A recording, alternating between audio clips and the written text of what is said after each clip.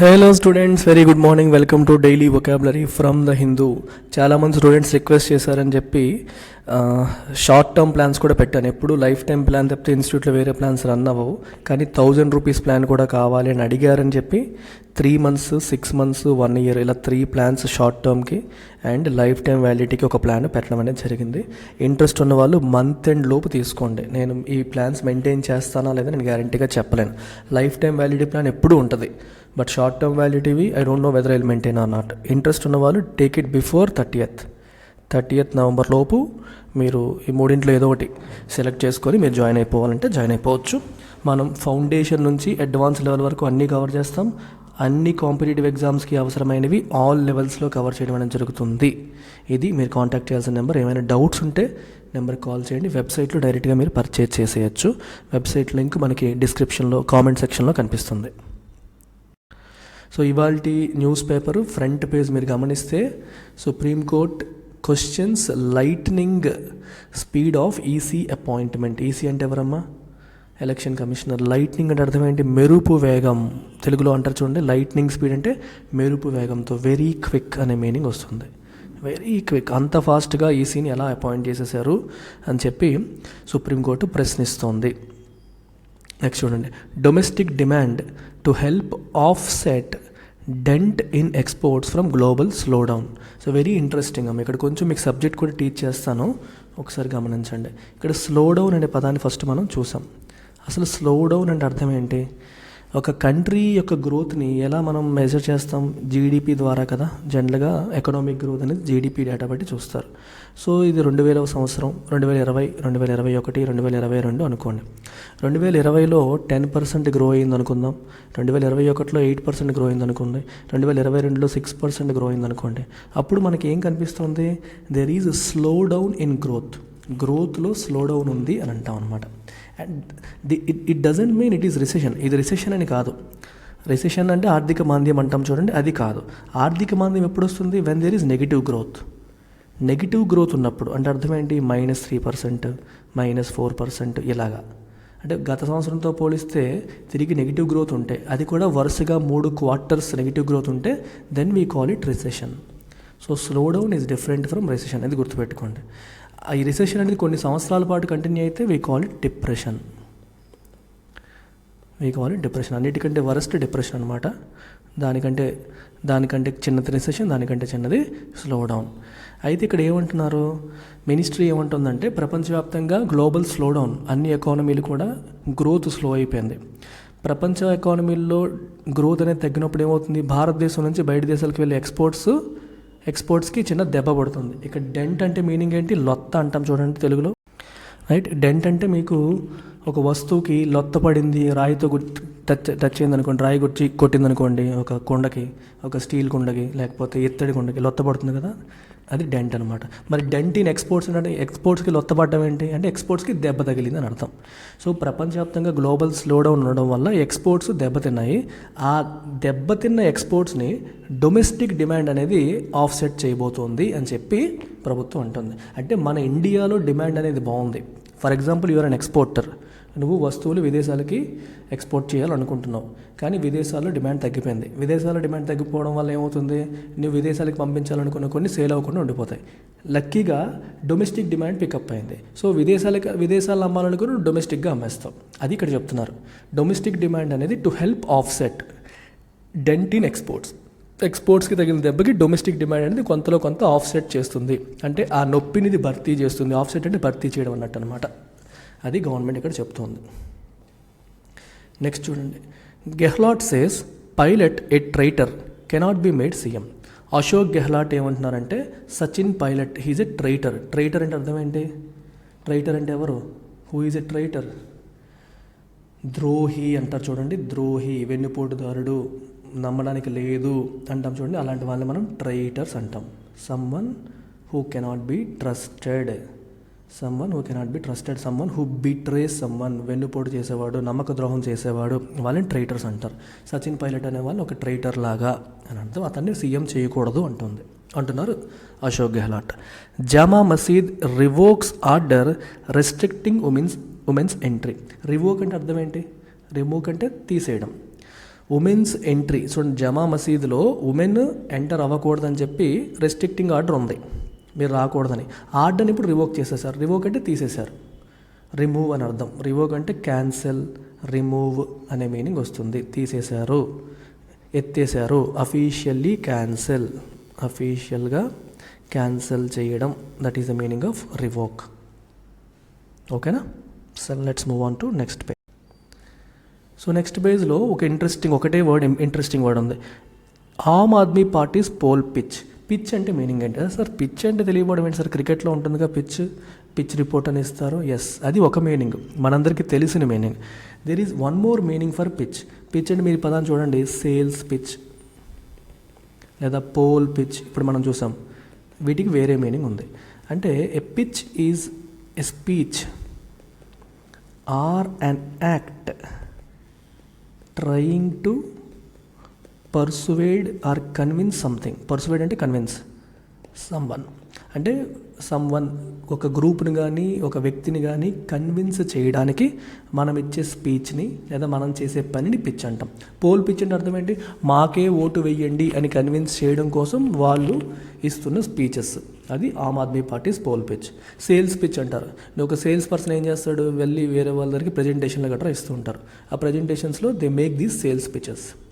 మాకే మీరు ఇవ్వాలి, మాకే మీరు చేయాలి, మాకే మీరు ప్రాజెక్ట్ ఇవ్వాలి అనడానికి they do these sales pitches అనమాట. So sales pitch, poll pitch, ఇది పిచ్ అంటే మీనింగ్ అది. Speech or act trying to persuade someone. ఇంతకు మంచి ఈ పేజ్లో మరి ఏ వర్డ్స్ లేవమ్మా. నెక్స్ట్ పేజ్లో మీరు చూస్తే Aam Aadmi Party alleges BJP conspiring to kill CM. Aam Aadmi Party ఏమంటుంది? ఎలీజ్ అంటే ఆరోపిస్తుంది. ఏమని ఆరోపిస్తుంది? బీజేపీ కాన్స్పైరింగ్ అంటే కుట్ర పన్నుతోంది.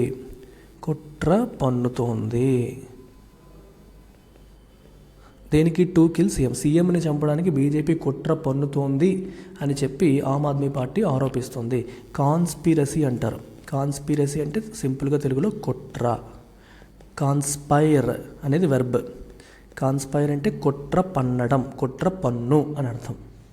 కాన్స్పైర్ అంటే కుట్ర పన్ను అనే మీనింగ్ వస్తుంది మనకి.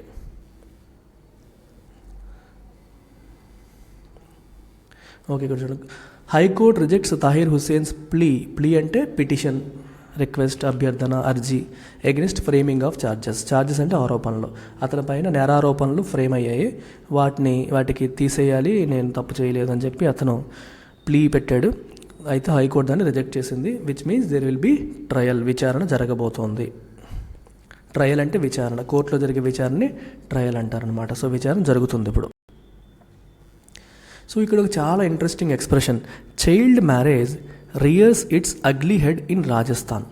సో మీకు ఒక తెలుగులో మీరు ఎప్పుడైనా చూస్తే కర్నూల్లో కరువు పడగ విప్పింది, ఇట్లాంటి పదాలు చూస్తూ ఉంటారు. రాయలసీమలో ఫ్యాక్షన్ పడగ విప్పింది అంటారు. ఫ్యాక్షన్ పడగ విప్పడం ఏంటి? ఫ్యాక్షన్ ఏమైనా పామా అంటే అర్థం ఏంటంటే ఇప్పటి వరకు సైలెంట్గా ఉన్నది మళ్ళీ ఒకసారి పైకి లేచింది. పడగ విప్పిందంటే బయటికి, మరి పాము నేనున్నాను అని చెప్పడానికే కదా పడగ విప్పుతుంది. పడగ విప్పడం అంటే అర్థం ఏంటి? It is an indication that I'm there, నేనున్నాను ఇక్కడ అని చెప్పడం అనమాట. అలాగే రాజస్థాన్లో child marriage rears its ugly head అంటే పడగ విప్పిందంటాం చూడండి, తెలుగులో సేమ్ మీనింగ్ వస్తుంది ఇంగ్లీష్లో. ఇది ఒక ఎక్స్ప్రెషన్ అనమాట, అంటే మళ్ళీ బయటకు వచ్చింది అని అర్థం. ఇప్పటి వరకు ఆగిపోయాయి, సంథింగ్ బ్యాడ్ ఇప్పటి వరకు ఆగిపోయింది అనుకున్నాం, ఇప్పుడు మళ్ళీ బయటకు వచ్చింది అని అర్థం అనమాట. ఇది రియర్స్ ఇట్స్ అగ్లీ హెడ్ అంటే మీనింగ్. వెరీ ఇంట్రెస్టింగ్ ఎక్స్ప్రెషన్ ఇది. ఎస్పెషల్లీ జనరల్గా దేనికి వాడతారంటే నెగిటివ్ ఈవెంట్స్కి వాడుతూ ఉంటారు, సమ్ అన్ప్లెజెంట్ ఈవెంట్కి వాడుతూ ఉంటారు. Something that presents it self. For example Varakatnam, Kanyasulkam, Sati సహగమనం, child marriages, ఇట్లా రకరకాల తప్పుడు పనులు అంటే మన సొసైటీ ఇప్పుడు యాక్సెప్ట్ చేయని ఉన్నాయి. అంటే మొత్తం మోడర్న్ సొసైటీ యాక్సెప్ట్ చేయని కొన్ని అంశాలు ఉన్నాయి. అవన్నీ చాలా వరకు డెడ్ అయిపోయాయి.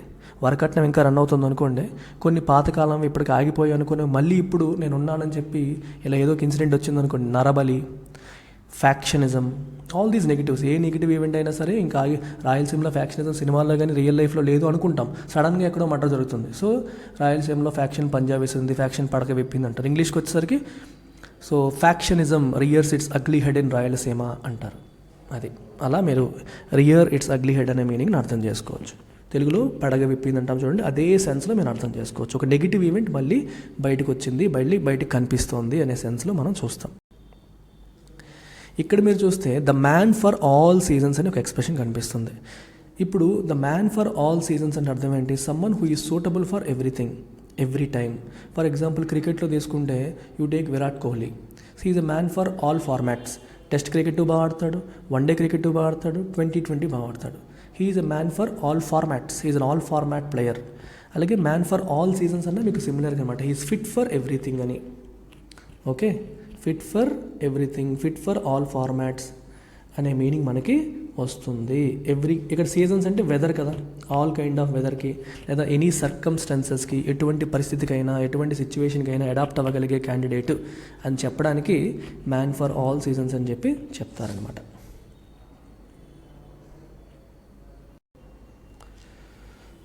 రైట్, నెక్స్ట్ చూడండి, బొమ్మాయి అండ్ ఫడ్నవీస్.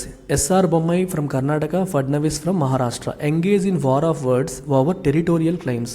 సో కర్ణాటకకి మహారాష్ట్రకి బార్డర్ డిస్ప్యూట్ ఏదో నడుస్తున్నట్టు ఉంది. సో దాంట్లో మనకి ఇది మాదే అని చెప్పి ఒకరి మీద ఒకరు మాటల యుద్ధానికి దిగారు. Engage in war of words అంటే తెలుగులో మాటల యుద్ధానికి దిగారు అంటాం కదా, ఆ మీనింగ్ వస్తుంది. Chhattisgarh government okays draft of quota amendment bill. Quota అంటే మీకు రిజర్వేషన్ అని, అమెండ్మెంట్ అంటే సవరణ, డ్రాఫ్ట్ అంటే ఇంకా ఫైనల్ కాలేదు. అంటే మనం ఏదైనా తయారు చేస్తూ ఉంటాం, అది కంప్లీట్గా ఓకే అయ్యేంత వరకు దాన్ని డ్రాఫ్ట్ అంటాం. ఇప్పుడు ఓకే అయ్యింది, ఇప్పుడు డ్రాఫ్ట్ను ఓకే చేస్తారు కాబట్టి ఇంకా డ్రాఫ్ట్ కాదు, ఇప్పటి వరకు అది డ్రాఫ్ట్ అనమాట. Draft means unfinished. మీరు చూడండి, ఫేస్బుక్లో ఏదైనా పోస్ట్ పెడదామని చెప్పేసి సడన్గా బయటకు వచ్చేది అనుకోండి, అప్పుడు అడుగుతుంది ఇది క్యాన్సిల్ చేసి డిస్కార్డ్ చేసేయాలా, సేవ్ ఇట్ యాజ్ డ్రాఫ్ట్ అంటారు. డ్రాఫ్ట్ అంటే something you have started but it is still unfinished. మీకు ఫేస్బుక్ అడుగుతుంది should we discard or save it in drafts అని అడుగుతారు. నువ్వు సేవ్ ఇట్ ఇన్ డ్రాఫ్ట్స్ అంటే సగంలో ఉండిపోతుంది, మళ్ళీ నువ్వు ఎప్పుడు కావాలన్నా అది ఓపెన్ చేసి కంప్లీట్ చేసుకోవచ్చు అనమాట. అది మీనింగ్ ఆఫ్ డ్రాఫ్ట్.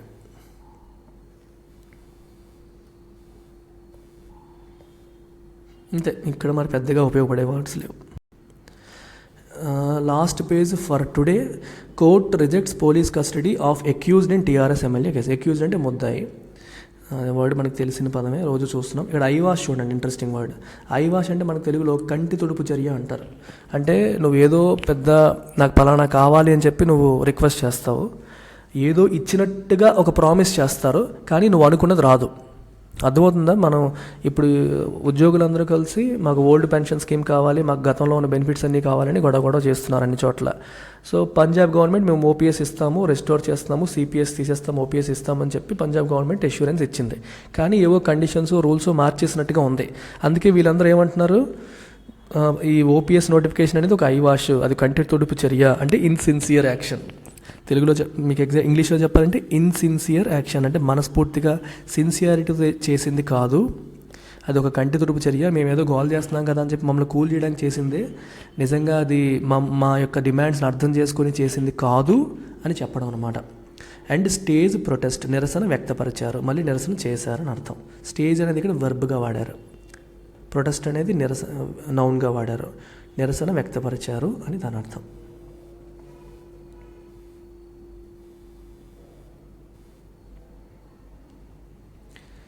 ఇది చూడండి, prevention of cruelty is not an absolute idea. So ఇది నార్మల్ ఇంగ్లీష్లా కాదు, కొంచెం డీప్గా మనం అర్థం చేసుకోవాలి. What is the meaning of absolute? మీకు పాలిటీ మీరు చదివేటప్పుడు చెప్తారు, fundamental rights are not absolute అంటారు. Fundamental rights are not absolute, they are qualified అంటారు. భారతదేశంలో ఫండమెంటల్ రైట్స్ అబ్సల్యూట్ కాదు, క్వాలిఫైడ్ అని అంటారు. అంటే అర్థం ఏంటి? What is the meaning of that? For example, మీకు ఫ్రీడమ్ ఆఫ్ స్పీచ్ అనేది మనకున్న right. If it is an absolute right, దాని అర్థం ఏంటి? నువ్వు ఎవరినన్నా అనేయచ్చు, ఏదన్నా చేసేయచ్చు. అది అబ్సల్యూట్ రైట్ అంటే నువ్వు ఎవరినన్నా అనేయచ్చు, ఏదైనా చేసేయచ్చు అనే మీనింగ్ వస్తుందా, రావట్లేదా? Yes sir no. మీరు ఎవరినన్నా తిట్టేయచ్చు, ఎన్నిసార్లు అయినా తిట్టేయచ్చు, ఏదైనా అనేయచ్చు, ఎందుకంటే నాకు ఫ్రీడమ్ ఆఫ్ స్పీచ్ ఉందని. But in reality it is qualified, which means it has some restrictions, reasonable restrictions దానికి ఉన్నాయి. అలాగే ప్రివెన్షన్ ఆఫ్ క్రూయల్టీని ప్రివెంట్ చేయాలి అన్న ఐడియా కూడా అబ్సల్యూట్ ఐడియా కాదు. దానికి జడ్జి గారు ఏమంటున్నారంటే, ఫర్ ఎగ్జాంపుల్ నీకు ఒక దోమ వచ్చి నేను కుడుతుంది, క్రూయల్టీని నేను ప్రివెంట్ చేయాలి, నేను హింసించకూడదు అది నువ్వు అబ్సల్యూట్ ఐడియాగా తీసుకున్నావు అనుకో, ఆ దోమ నేను కొడుతున్నా, నీ రక్తం తాగుతున్నా, నువ్వు సైలెంట్గా ఉండాలి. కుక్క వచ్చి నేను కొరికేసింది, నీ పిక్క లాగేసింది, నేను జంతువులు హింసించకూడదని సైలెంట్గా కూర్చుంటావా? కూర్చోవు కదా. అది మీనింగ్ అనమాట. It is not absolute.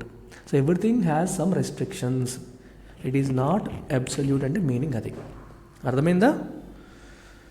So ఇది కదా. ఇక్కడ మీకు ఇంకొక పదం చూడండి, క్లోజ్ షేవ్ అని చెప్పన్నారు. క్లోజ్ షేవ్ ఫర్ ప్యాసింజర్స్ అంటే జస్ట్ త్రుటిలో ప్రమాదం తప్పింది అంటారు చూడండి, అలాంటి దానికి ఈ పదాన్ని వాడతారు.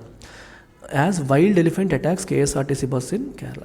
కేఎస్ఆర్టీసీ బస్ని కేరళలో ఒక వైల్డ్ ఎలిఫెంట్ అంటే అడవి ఏనుగు అటాక్ చేసిందంట, జస్ట్లో మిస్ అయిపోయారు అని చెప్పడానికి క్లోజ్ షేవ్ అని చెప్పి ఈ పదాన్ని వాడతారు. సో ఇప్పుడు మనం ఇవాళ న్యూస్ పేపర్లో పేజ్ నెంబర్ 7 అంటే ఎడిటోరియల్ పేజ్ ముందు వరకు చూసేసాం. ఇంకా ఏమున్నాయి మనకి?